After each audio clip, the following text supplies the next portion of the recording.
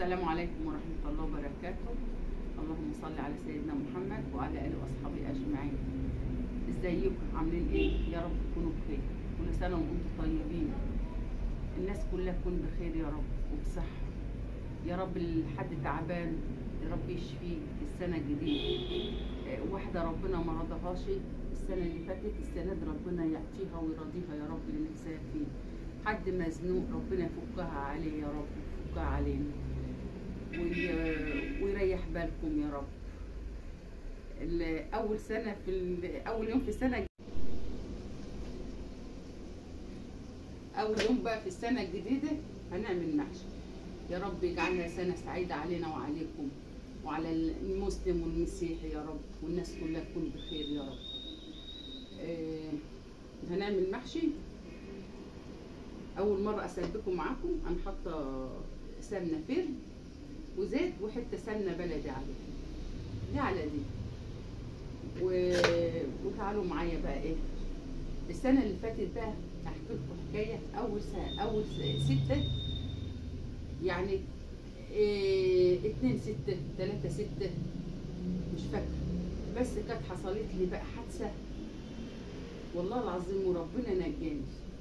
كنت رايحة مصر واشوف عمتي اخت ابو ايمان، وبقى كنت كل يوم ابات، يعني كل ما بروح ببات. في الليله دي ما بيتش، بقيت عايزه ايه امشي باي طريقه، عايزه اروح لان عيال بنتي كانوا هناك وبنتي هم تعبانين، ما كنتش عايزه ازعجهم يعني. فمشيت كنت ايه حوالي الساعه 10 كده، ما قدرتش اصلي العشاء. قمت جايه ايه مروحه، قلت اروح بقى اصليها في طنطا ويا عالم هروح ولا لا. بس طول ما انا ماشيه والله العظيم بسبح ربنا وبذكر ربنا كتير وانا ماشيه في الميكروباص.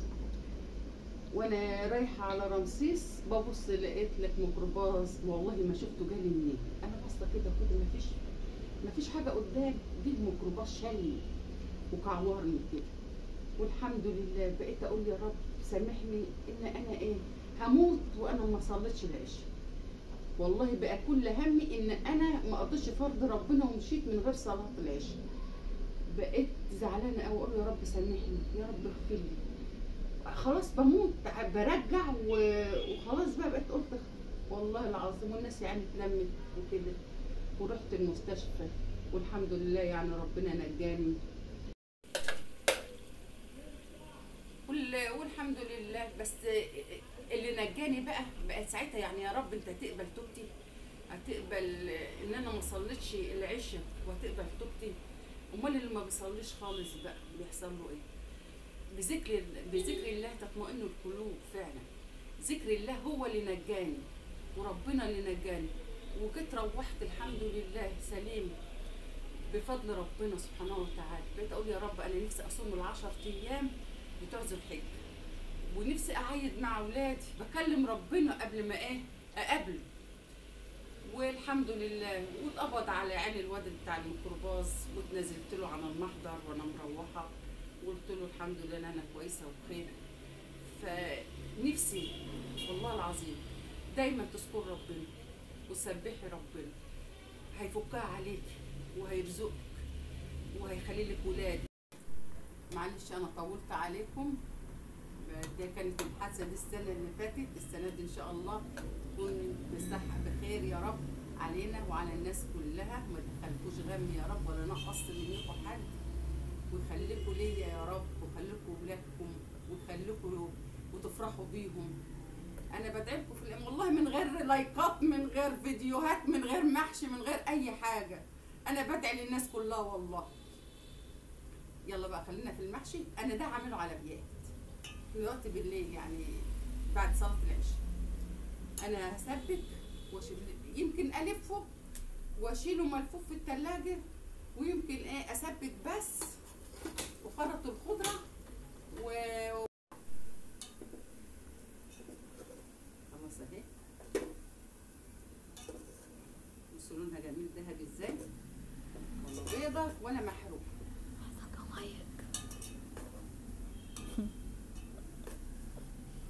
ايه يا زياد تيجي تاكل محشي من دلوقتي يا زياد؟ مش السنه من عمل يا زياد؟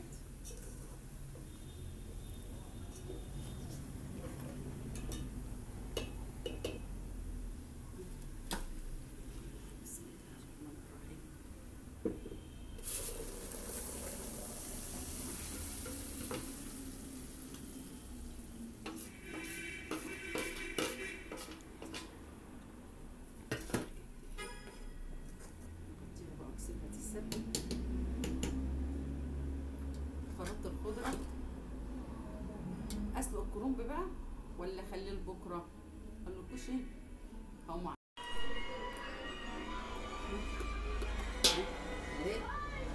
جوز الطيب برضه، كمون وبهارات وفلفل اسمر بس. انا ان شاء الله رايحه السوق بكره، وانا قلت والله حد يكلمني وانا هاخده اوديه، اخده من المحطه اوديه لحد السوق وارجعه تاني. والله يا جماعه مفيش مشكله، مش هتعب في حاجه. اي حد عايز يروح قضي حاجتك واستناكي واوديك. هتركبي من اي حته عندك، هتقولوا له ايه طنط، تيجي في هنا جنبي هنا سوق جمله في الميكروباصات، اركبي المحطه وتنزلي من المحطه، اركبي توك توك قولوا وديني السوق اللي عند البحر، سوق الاتنين اللي عند البحر، علشان ما يوديكيش سوق الطيور ويسيبك ويمشي. لا روحي قولي له السوق اللي عند البحر، سوق الاتنين اللي عند البحر هيوديكي.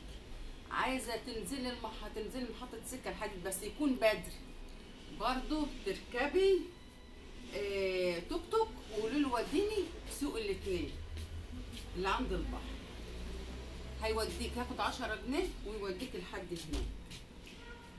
يعني اي مكان عايزه تنزلي سيبرباي ده بعيد عن تنزلي سيبرباي، هتركبي ايه بقى من هناك؟ اتوبيس رقم 3 رقم 3 ده هيوديك لحد هناك، هيوديك لحد السوق اللي انت عايزاه. بس عايزه تيجي تعالي بدري، علشان الحاجه بتبقى يعني هجوم عليها كده هون، فبتخلص الحاجه الحلوه بتخلص. تعالي بدري، يعني تبقي هنا 8 ولا حاجه ولا 7 9 براحتك، بس تيجي بدري تاخدي الحاجه اللي انت عايزاها. وانا يا ستي تحت امرك في اي حاجه انت عايزاها. الف بقى حله المحشي دي احطها في التلاجة علشان مش هناكلها النهارده، هناكلها معاشنا بكره. المحشي ده انا بعمله يعني يمكن اكتر حاجه تلاقوني بصورها المحشي، مش والله مش طلب، يعني اولاد بنتي اللي بيطلبوه مني ما اقدرش. هلف بقى الحله دي وارجع لكم تاني. المحشي بتاعنا خلص اهون، كنت عملته على بيات وعيالي جايين ياكلوا ما هو عيالهم، ربنا يخليهم لي ويخلي لكم عيالكم يا رب، ودايما تعزموا وتاكلوا كده في حياتكم. السلام عليكم ورحمه الله وبركاته.